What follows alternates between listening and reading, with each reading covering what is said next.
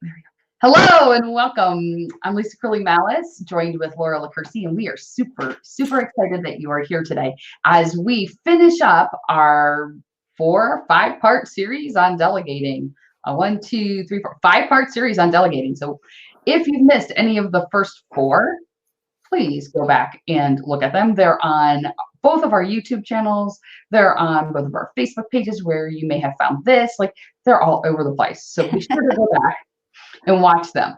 Today, we're going to finish that up, talking about how do you delegate, and also a couple of common myths that both of us hear all the time when it comes to delegating.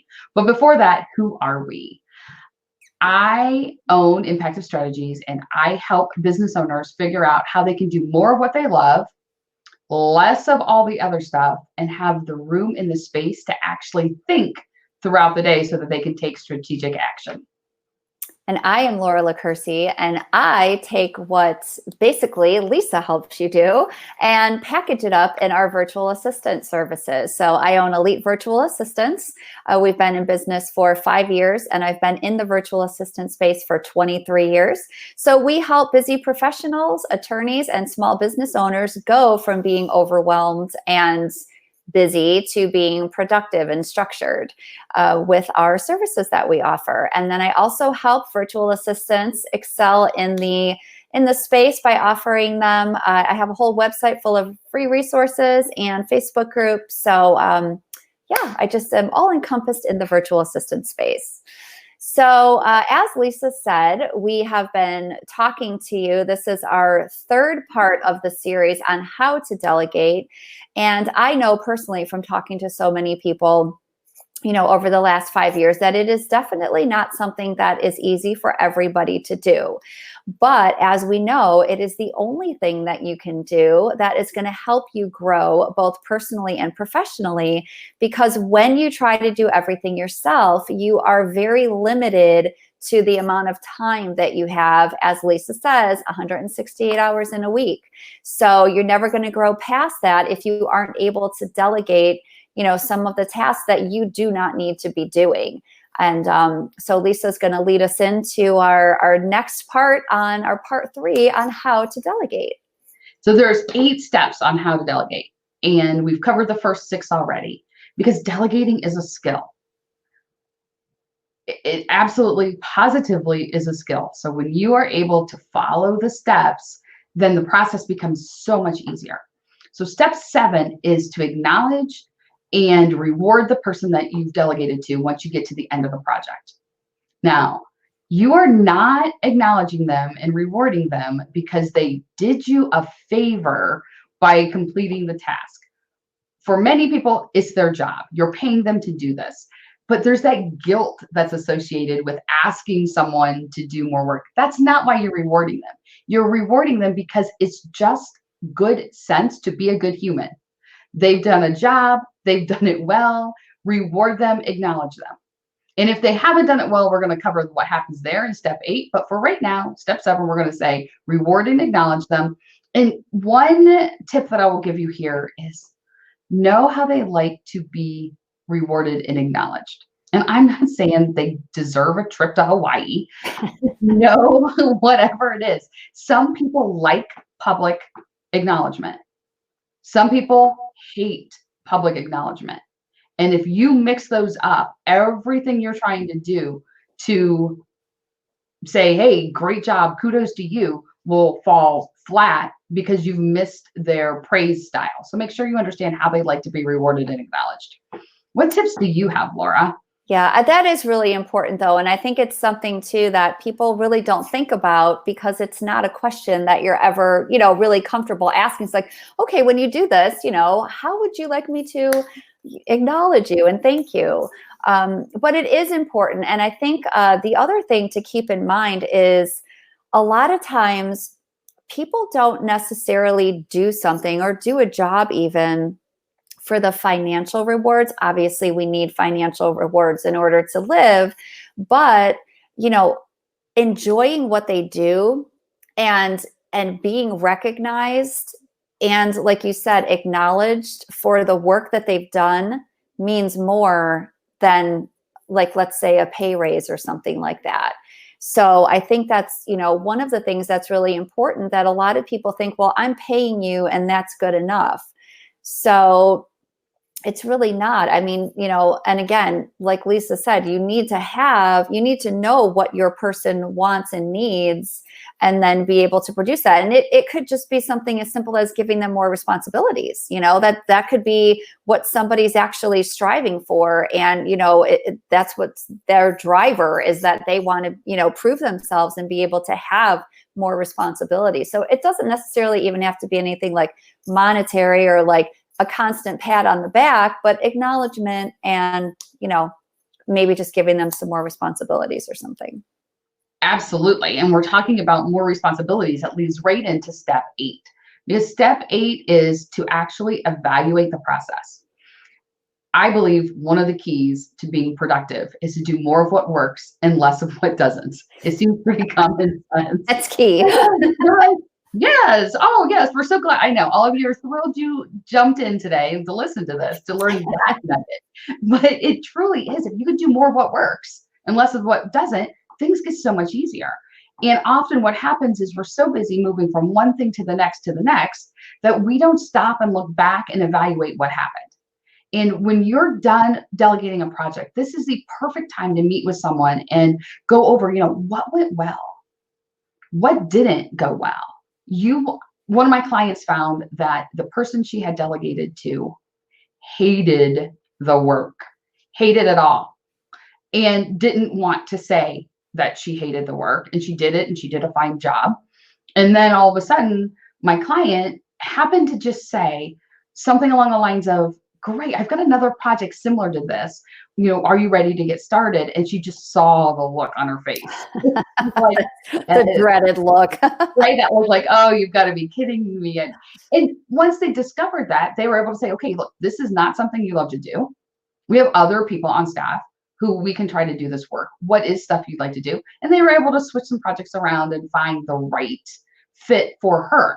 And again, I'm not saying that everyone you delegate to has to love the project, but if you know up front the types of things they like, the types of things they don't like, that definitely helps make sure that your quality of work goes up. This is also a great time when you're evaluating the project to look at, what are the things that didn't work? As we alluded to in step 7, sometimes it doesn't work. Why? What happened? Were they missing information? Was there a step missing in the process? Like, this is also your opportunity to streamline processes. Once someone's gone through it once, they're in it, they see it, they can streamline it. So you don't skip this step. It's so easy to think, oh, okay, the project's done, I'm done. But no, there's this step of evaluating and looking at what works and what doesn't. Right. And typically you're going to have to be, it depends on the process, but you're going to be repeating that over and over again. So that's a really good point, that you have to go back and evaluate it. And if the process was created by somebody else and this is somebody new taking it over, then give them the flexibility to create it their way so they understand it. And Lisa, you know what I'm talking about with this, because you've had that experience. Somebody created a process and everybody sees and takes in information differently. And sometimes it's at a really granular level, and sometimes it's at a higher level. And so it needs to be adjusted for that next person if they don't necessarily see things the way the other person did. So, being able to go back and review it together and say, okay, well, now that you're taking this over, how should we, how should we modify it, or, what have you? So going forward, it just makes more sense. Absolutely, because we are doing that right now, as you know. Yeah. Of our processes. We're looking at, okay, we have them, they're great, and they can always be improved upon. I think sometimes people will think that the process is a one and done, and it's not. It's a living, breathing document. Keep it moving. One of the pieces that's, or one of the goals, I would say, of going through these 8 steps is to make it easier on the person you're delegating to and the person who is delegating. Like, it's all of that. And I think a secondary goal there is to try to continue to increase the level of delegation. So maybe they started down at level 1 and you're trying to get them to level 2. And then you want to try to see if they can get to level 3. And if you're unfamiliar with the 6 levels of delegation, we covered this in one of our previous episodes. And the evaluation process is exactly the place where you can start to figure that out. How much more, or actually how much less structure can you give them that they can be successful? Now, we have a couple myths that we would like to bust. This is the fun part. I feel like between the two of us, Laura, we probably have heard them all. Mm-hmm. Like I think we've heard them all. So the first one that I want to start, that we're going to start with today, is I'm the only one that knows how to do this, which is closely related to, by the time I teach someone to do this, I could probably do it quicker myself. And so here's what I say to clients. And when I say this, some of you are going to say, oh my God, I can never be your client. And you may absolutely be right. It's good that we know this now. But I will say to clients when they say, I'm the only one that knows how to do this, I will say, did you come out of the womb knowing how to do this? And I will tell you, I have yet to have someone say to me, yes. So it isn't that you're the only one that knows how to do it. It's that you're the only one that currently has the knowledge, and you have yet taken the time to figure out how to impart that knowledge into someone else's brain, which is why it's so closely related to, by the time I teach someone, I could just do it myself. So you weren't born with this. Laura, what do you think? Well, one of the rules, and we've talked about this before too, is just not expecting that 100% perfection, especially right out of the gate. I can't tell you how many times clients come to us and they say, I want a VA who is going to read my mind. Well, good luck, because I will never guarantee that that's going to happen. And it's not that it can't, because usually once you start working with somebody and you start learning their patterns and their personalities, yes, it's really easy to start, working together like a well-oiled machine. But, you have to go in understanding that it takes a while for that to, it typically doesn't just happen, at that very first interaction. So, as long as it's being done at like 80, 90%, and the outcome is exactly what you wanted, just don't go looking for that perfection, because nobody is going to be able to live up to that, and everybody's going to be disappointed. So just being realistic about like what your expectations are, and kind of knowing what to expect, going into it, and kind of, judging, well, what is actually good enough? What is going to be good enough for me? I still want to maintain this professional image. You're going to have those certain boundaries that they need to stay within, but don't expect it to be exactly the way that you would want it done. Exactly. Like sometimes 80% is good enough. And then there are times where 100%, there's nothing less than 100% is okay. And being able to know the difference and know where that is, Mm-hmm. which leads into that idea, by the time I teach someone, that I could have done it myself. Well, of course you could have the first time. Mm-hmm. But not every time. And the challenge comes in you thinking through, how do you teach it? Because again, you learned it yourself.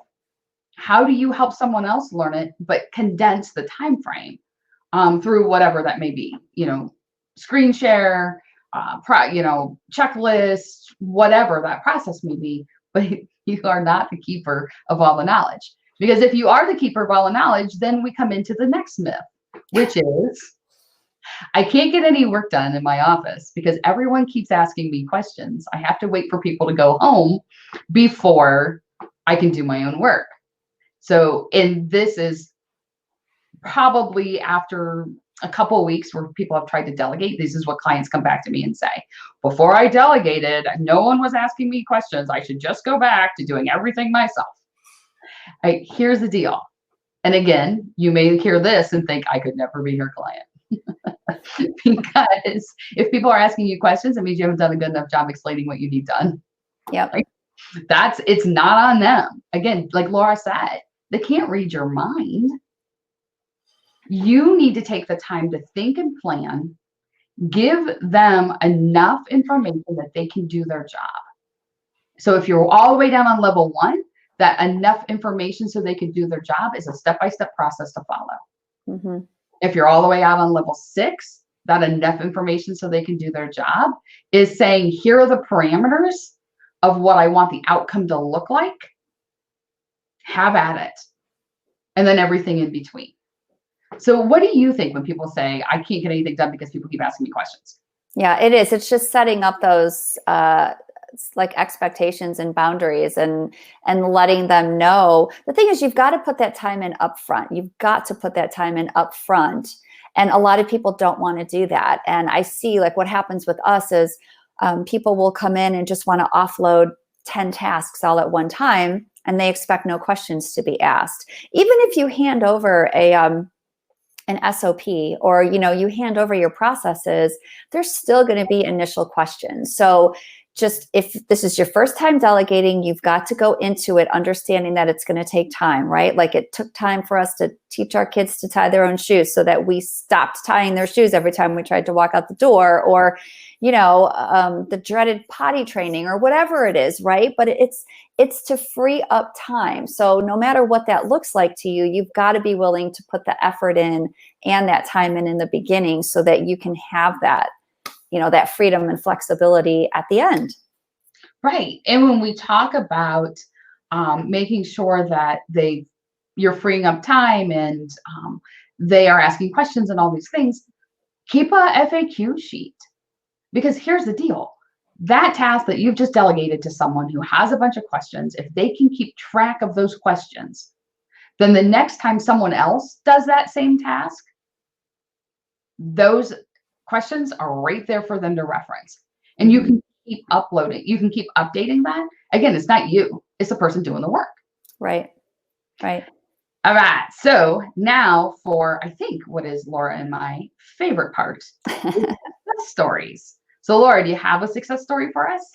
Yeah, well, it's funny because over the last week, I've noticed that some people are starting to take the time now to finally get those passion projects of theirs off the ground, because typically we haven't, you don't have time to do that. It doesn't matter if you're just a full-time employee somewhere or you've got your own business, you're busy and then you come home and you're busy. Well, everybody's home.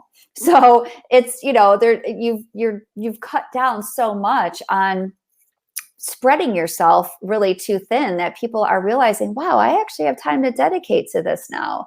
And so that's what we've been seeing is a little bit more of that.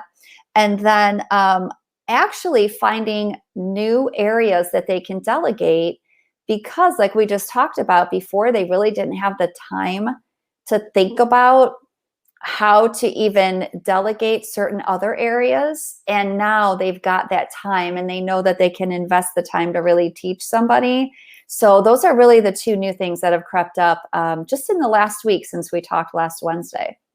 Ooh, I love those. Of course, I'm excited about they now have time to think to delegate. Like, yeah. That, not gonna but it does take time, right? That makes me happy. So here's an interesting one, I think. One of my clients was struggling sleeping. And so she said in one of our sessions, I just can't sleep. Now, I am not someone who specializes in sleep. And I was like, oh, okay, tell me more. Because I was like, I don't know why she's telling me this, but let's dig in a little bit deeper. And what we came to realize was that when she was really great about setting her boundaries when she was at work. She'd go to her office, she'd do her work, she'd come home, and there was a separation between work and home. And now that she's home, there really is no end time to her day.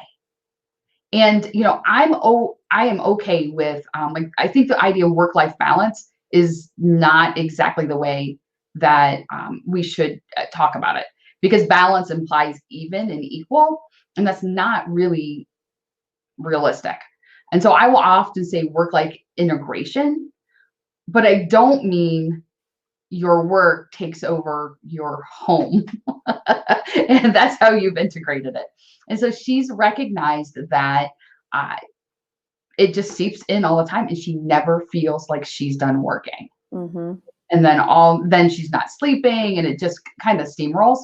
And so that, like when we talk about unintended consequences, like 6 weeks ago, we would not have thought that that would have been something that would have come up. That someone who typically has strong boundaries would be not sleeping well because everything's kind of smushed together. And so my piece here is just watch out for that for yourselves. And so the success part of that story is she set herself office hours and she closed the door and does not go back in until the next day. Phone on airplane mode, like the whole bit. She's pretending like she's at work. She even will most of the time walk around the house as if she's left her work and then come back in to home to help make that separation. Yeah. And sometimes you have to do little things like that, little tweaks. So mentally you get into that right space, and I think a lot of times people don't think about it, or they might think it sounds silly, but you really need to have that separation. I mean, you and I know as business owners, I don't think we have it, period. But it is important, like, especially if it's something that you're not used to. Right. Absolutely. So we are super excited that you have joined us. For more information on how to delegate and how to do it well, there's scrolling across the bottom, there's a bit.ly link that you can go to grab your own report that lists what to delegate, how, who, the whole bit. So make sure that you grab that. Next week, Laura and I are off because we vacation time. What is that? Porta Backyarda. Yeah, exactly. We're going to hang out in the back. But I will let you in on a secret. Laura and I are going to meet next week to talk about what else we want to share with you. So we're taking the week off. You can help us by letting us know what you'd like to learn from us. So make sure you post in the comments. And see you in 2 weeks. And have a safe and productive day. Take care.